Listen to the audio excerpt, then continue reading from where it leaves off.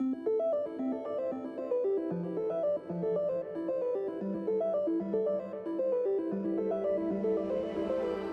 I look back, I think I can trace it back at least 5 years prior to diagnosis.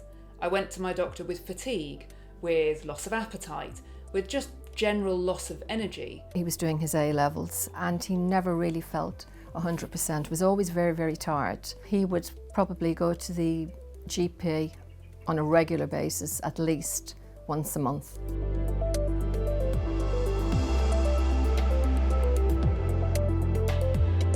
The point at which I knew there was something really seriously wrong was about a week before diagnosis. I had not eaten for about 48 hours, just didn't fancy anything. Mum had started to get increasing symptoms, not that we knew at the time what that was. You know, she had back pain, she lost weight and suddenly started to have difficulties eating.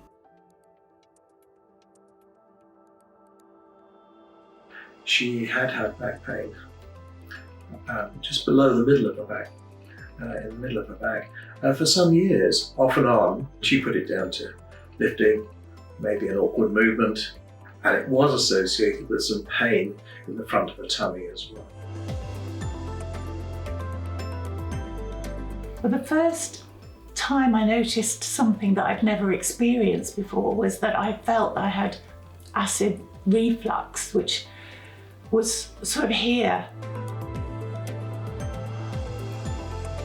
When I started noticing that my poo had significantly changed colour, I thought, well, that's something wrong. Something's, not as it should be. And I waited for 2 weeks and it was still much paler, much sort of yellower than it had been in the past. Something that I think would have got me diagnosed probably a year or two earlier would have been if I had had a really plain conversation with my doctor about my poo. It was only after being diagnosed that I understood that persistent floating poo is a problem. I was turning very yellow, and something that I've never come across before, because the bile was not being processed properly. It was going directly into my body.